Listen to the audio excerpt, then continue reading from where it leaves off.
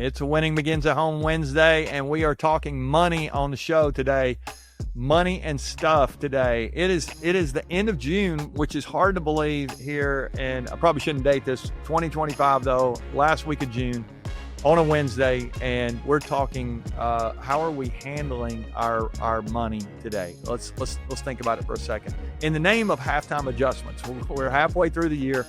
And this week, we've had a really fun conversation. Yesterday, we talked about our body, our fitness, how we're doing there. And then on Monday, if you missed that, we actually talked Winning Begins at Home on that day. I'm holding up the book here.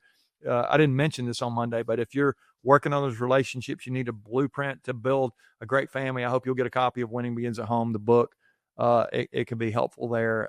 Love the parable in the beginning that kind of lays out the construct, but the last 70 pages of it, that personal blueprint that will help you learn those fundamentals and embed those into the DNA of your family. I think that's so powerful. Well, today we're talking money, and I want us to think again about our halftime adjustments. And I've been giving you 3 A's every day to think about. Let's start by assessing.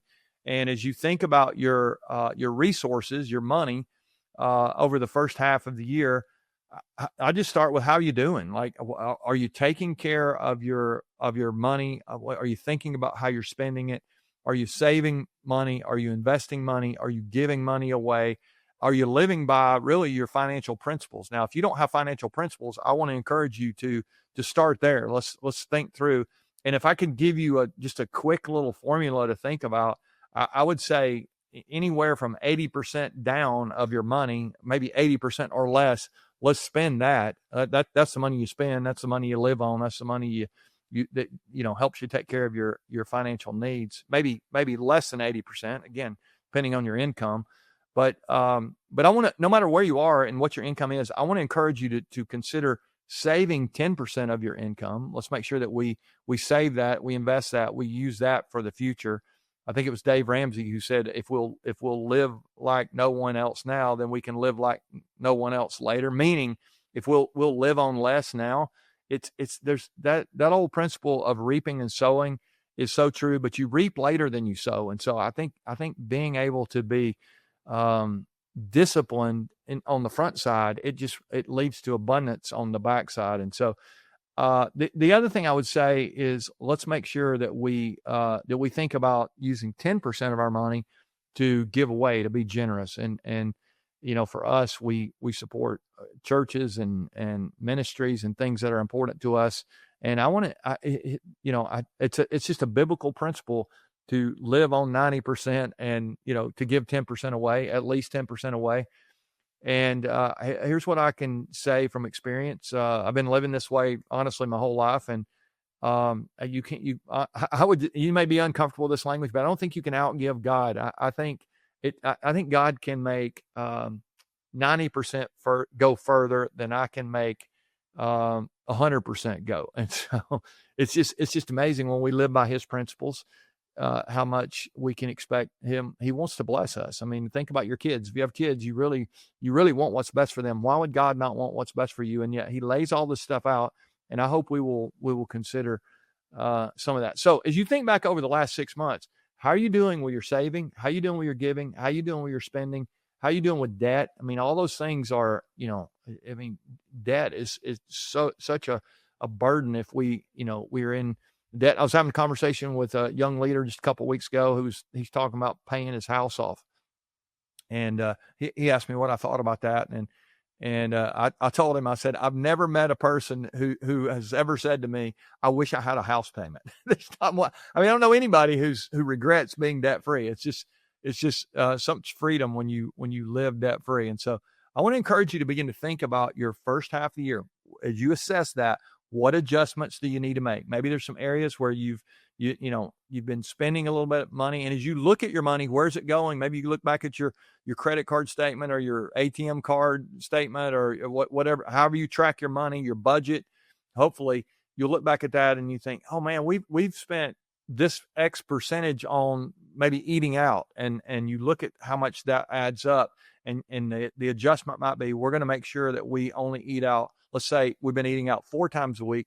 Let's make sure that we only eat out 1 time a week, or maybe even let's get crazy and once a month.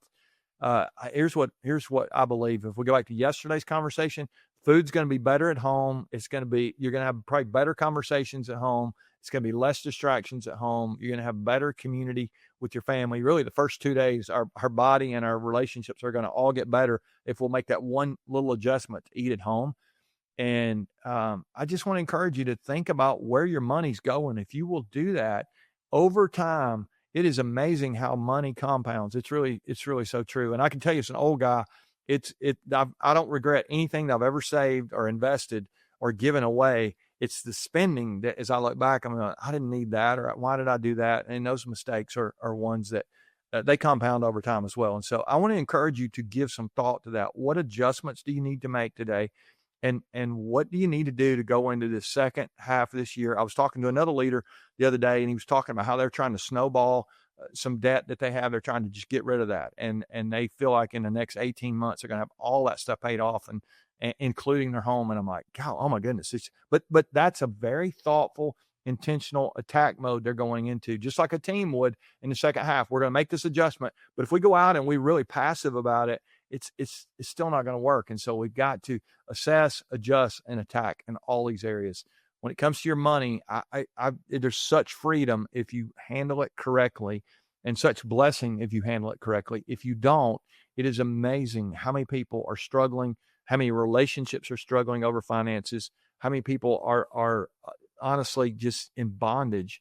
The Bible says that the borrower is slave to the lender. And I think there's some truth to that. Obviously, there's truth to that. It's in the Bible for a reason. It's just a reminder that if we're in debt, we're gonna feel that bondage. And so you really don't have to. You can make some adjustments. You don't have to have it all perfect this week, but I think you can get on the right track and start taking steps toward where you want to be. And your finances can be one of these areas where you can experience tremendous freedom if you'll focus on it in the weeks and months to come.